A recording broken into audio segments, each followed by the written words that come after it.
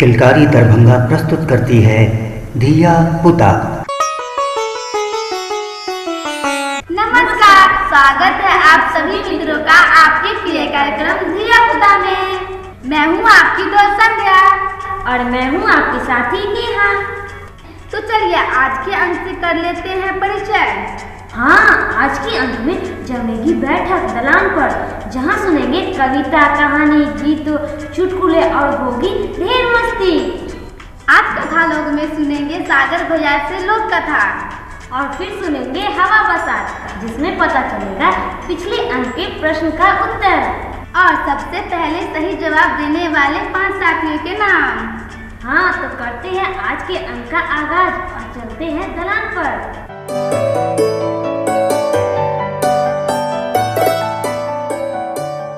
आ गए सब? हाँ, आ गए। आज तो बहुत खुश लग रहे हैं। हाँ। क्या सब सुनाइएगा? कविता। ठीक है, सब रेडी? हाँ। तो दलान की बैठक स्टार्ट करें? हाँ। चलिए, सबसे पहले सुनाएगी निशा दीदी। सुनाइए। मेरा नाम निशा कुमारी है और मैं कक्षा 8वीं में पढ़ती हूँ। मैं आप सभी को एक कविता सुनाने वाली हूँ जिसका शीर्षक है माँ। प्यारी जग से न्यारी माँ, खुशियाँ देती सारी माँ, चलना हमें सिखाती माँ, मंजिल हमें दिखाती माँ, सबसे मीठा बोल है माँ, दुनिया में अनमोल है माँ, खाना हमें खिलाती है माँ, लोरी गाकर सुनाती है माँ, प्यारी जग से न्यारी माँ, खुशियाँ देती सारी माँ। मेरा नाम काव्या है। मैं स्प्रिंगल स्कूल GN गर्ल्स बेगूसराय में पढ़ती हूँ। मेरा क्लास 7 है। मैं आज आपको एक कविता सुनाने वाली हूँ जिसका नाम है देखो कोयल काली है। देखो कोयल काली है पर वह उसकी मीठी है बोली, उसने ही तो कूट कर आमों में मिश्री बोली। कोयल कोयल सच बतला दो क्या संदेशा लाई हो, बहुत दिनों के बाद आज फिर इस डाली पर आई। क्या कहती हो, किसे बुलाती हो, बतला दो कोयल रानी प्यासी देख मांगती हो क्या मेघों से पानी। कोयल यह मिठास क्या तुमने अपनी माँ से पाई है, क्या तुमको मीठी बोली माँ ने सिखलाई है। बहुत भली हो तुम जो अपनी माँ की बात सदा ही मानी, इसलिए तो तुम कहलाती हो सब्जियों की रानी। धन्यवाद। मेरा नाम सौम्या जैन है। मैंने एकेडमी लहरियासराय में पढ़ती हूँ। मैं क्लास 9th में पढ़ती हूँ। मैं आपको आज एक कविता सुनाने जा रही हूँ जिसका नाम भूल गया है क्यों इंसान है। भूल गया है क्यों इंसान, सबकी मिट्टी की काया, सब पर नभ की निर्मल छाया, यहाँ नहीं है कोई आया ले विशेष वरदान। भूल गया है क्यों इंसान, धरती में मानव छाया, अब ने ही देश बनाया, बहुत देशों में बसी हुई है एक धारा संतान। भूल गया है क्यों इंसान, देश अलग है देश अलग हो, देश अलग है देश अलग हो, मानव का मानव से लेकिन अलग न अंतर प्राण। भूल गया है क्यों इंसान। धन्यवाद। मजा आया ना? हाँ। तो आप सुनाएगी सुमति दीदी। सुनाइए। हेलो, माय नेम इज सुमति संगम। मैं आज आप सभी को शायरी सुनाने वाली हूँ। मतलबी जमाना है, नफरतों का कशर है, ये दुनिया दिखाती शहद है और पिलाती जहर है। Thank you. सभी श्रोतागण को मेरा नमस्कार। मैं शिवानी कुमारी आप सबके समक्ष एक कविता प्रस्तुत कर रही हूँ जिसका शीर्षक है केले के पत्ते के पीछे उग आया सूरज। केले के पत्ते के पीछे उग आया सूरज, सुकून भरी रोशनी ले आया सूरज, अंधेरा दूर भगाया सूरज, सबको सपनों से जगाया सूरज। केले के पत्ते के पीछे उग आया सूरज, मनमोहक दृश्य लाया सूरज, सबको दिनचर्या की ओर भगाया सूरज, सबको कामों में व्यस्त कराया सूरज। केले के पत्ते के पीछे उग आया सूरज। तो आप सुनाएगी पूजा दीदी। पूजा दीदी सुनाइए। मेरा नाम है पूजा कुमारी। आज मैं आप लोग को वो कहानी सुनाने वाली हूँ। चंदा मामा आ जाना, साथ मुझे कल ले जाना, कल से मेरी छुट्टी है, ना आए तो कुट्टी है। चंदा मामा खाते लड्डू आसमान की थाली में, लेकिन वे पीते हैं पानी आकर मेरी प्याली में। चंदा देता हमें चांदनी, सूरज देता धूप, मेरी अम्मा मुझे पिलाती बना टमाटर सूप। थक्की दे देकर जब अम्मा मुझे सुलाती, रात में सो जाता चंदा मामा से करता करता बात में। नमस्कार, मेरा नाम है वंदना कुमारी और मैं आपको चुटकुला सुनाने जा रही हूँ। राजू, दोस्त इस साल तो बहुत ठंड पड़ रही है। सोनू, हाँ सुबह तो बर्फ भी पड़ी थी। राजू, बर्फ कहाँ? सोनू, मेरे फ्रिज में। मम्मी, फ्रिज में 4 रसगुल्ले थे, अब एक ही कैसे बच गया? सनी, मम्मी एक मुझे नहीं दिखाई दिया। Thank you. मैं पोएम सुनाऊंगी। धोबी आया कितने कपड़े लाया? 1 2 3 1 2 3। धोबी आया कितने कपड़े लाया? 4 5 6 4 5 6। धोबी आया कितने कपड़े लाया? 7 8 9 7 8 9। धोबी आया कितने कपड़े लाया? 10 10 10। अरे भैया बस बस बस। तो आप सुनाएंगे नीलेश भैया। हल्लू के चालू बेटा कहाँ जा रहे थे? बैगन के टोकरी में सो रहे थे। बैगन ने लात मारा रो रहे थे। भैया ने पैसा दिया हंस रहे थे। पापा ने लड्डू दिया खा रहे थे।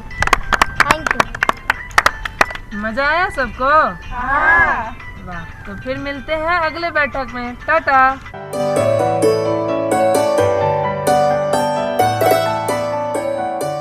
वाह, मजा आ गया। हाँ सच में सही कहा। हाँ तो चलते हैं, कथा लोग में सुनते हैं सागर भैया से एक लोक कथा।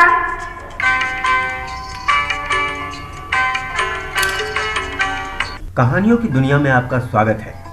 आज जो हम कहानी लाए हैं वो फिर से है अकबर और बीरबल की कहानी।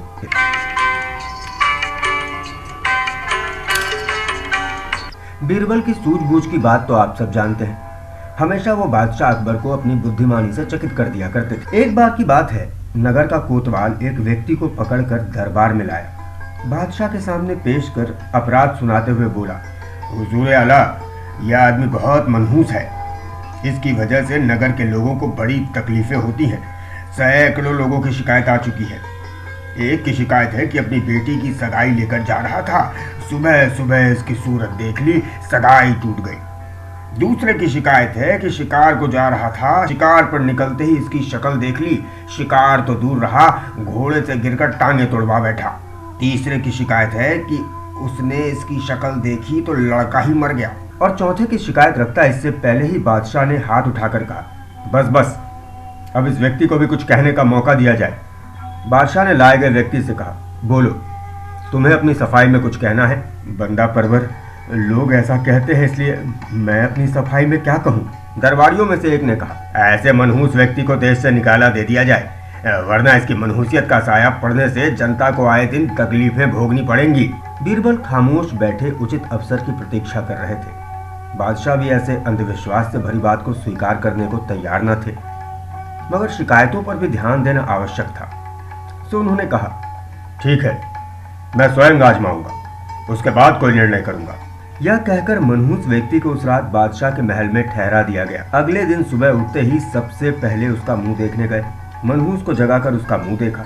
इत्तेफाक के बाद कि उस दिन बाहर से कुछ मेहमान बादशाह के पास राजकाज संबंधी मशवरे के लिए आ गए। उनके साथ बादशाह कुछ ऐसे व्यस्त हुए कि सुबह से शाम हो गई, लेकिन अन्न का दाना नसीब नहीं हुआ और ना ही पानी। शाम को थके मांदे बादशाह आराम करने को लेटे तो उन्हें यह बात ध्यान आई कि आज तो अन्न जल नसीब नहीं हुआ। तभी किसी चापलूस दरबारी ने ध्यान दिलाया, यह सब उस मनहूस की शक्ल देखने का नतीजा है, बादशाह सलामत। अब तो बादशाह को भी यकीन हो गया। उन्होंने तुरंत दरबार लगवाकर मनहूस को दरबार में हाजिर करने का आदेश दिया और सजा सुनाई। कल इस मनहूस के बारे में सजा तजवीज की गई थी, इसे देश निकाला दे दिया जाए, मगर मेरे विचार से यह सजा कम है। यह जहां भी जाएगा अन्य लोगों को कष्ट उठाना पड़ेगा, जैसा कि मेरे साथ हुआ। आज सुबह सुबह इसका मुंह देखा और सारा दिन बीत गया, मगर अन्न और जल नसीब नहीं हुआ। ऐसे मनहूस व्यक्ति के लिए बस एक ही सजा है, इसे फांसी पर चढ़ा दिया जाए। फांसी की सजा सुनते ही मनहूस के चेहरे पर कालिमा दौड़ गई। बीरबल ने अपना स्थान छोड़ा। तुम्हें कुछ कहना है बीरबल? बादशाह ने पूछा। अगर आपकी ओर से कुछ कहने की इजाजत हो जहां पनाह, तो बंदा कुछ कहना चाहता है। अवश्य अवश्य। क्या मुझे मनहूस से कुछ पूछने की इजाजत है? बादशाह ने आगे बढ़ते हुए कहा। क्यों नहीं? भाई मनहूस, एक बात बताओ, डरो मत, तुम्हें सजा नहीं मिलेगी। बस इतना बता दो कि आज सुबह सुबह तुमने किसका मुंह देखा था जिसकी मनहूसी के साए में तुम्हें सजा सुनाई गई? हुजूर, बादशाह सलामत नहीं आकर मुझे जगाया था, इनका ही मैंने मुंह देखा था। अब आप खुद इंसाफ करें जिल्ले इलाही, आपने इसका मुंह देखा तो अन्न जल नहीं मिला और इसने आपका मुंह देखा तो इसे फांसी की सजा हो गई। ये गौर करने वाली बात है कि बड़ा मनहूस कौन हुआ। इस तरह आदमी की जान बच गई और बादशाह पर जैसे सैकड़ों घड़ा पानी पड़ गया हो। अगले अंक में फिर मिलेंगे किसी नई कहानी के संग। तब तक के लिए दीजिए अपने भैया सागर को इजाजत। नमस्कार।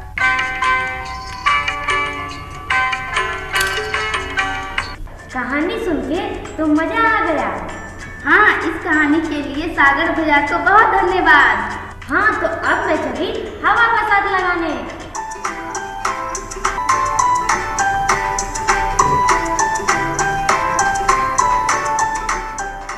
नमस्कार, स्वागत है आप सभी मित्रों का आपके प्रिय भाग हवा बसात में। सबसे पहले जानते हैं पिछले अंक की पहेली का जवाब और सही उत्तर देने वाले 5 साथियों का नाम हमने आपसे पूछा था। रक्त कोशिकाएं कितने प्रकार की होती हैं? और सही जवाब है लाल रक्त कोशिका और सफेद रक्त कोशिका। सही जवाब सबसे पहले हमें भेजा है Bhaskar Chaudhary, Ramasaray public school, Jaya Kumari VV girls school, Chandni Prajapati VV girls middle school, Aarav Kumar Samastipur, Sawant Kumar Begusarai. हमें और भी सही उत्तर प्राप्त हुए हैं। सभी सही जवाब देने वाले प्रतिभागी अपना नाम हमारे वेबसाइट www.kilkaridarbhanga.org पर देख सकते हैं। और अब आज की पहेली। मनहूस को पकड़ के दरबार में कौन लाया था? पहली एक बार फिर। मनहूस को पकड़ के दरबार में कौन लाया था? आप अपना जवाब हमें व्हाट्सएप या मैसेज कर सकते हैं हमारे नंबर 8092220491 पर। आपका जवाब हमें मंगलवार तक प्राप्त हो जाना चाहिए। हमें रहेगा इंतजार। तो अब चलती हूँ, टाटा।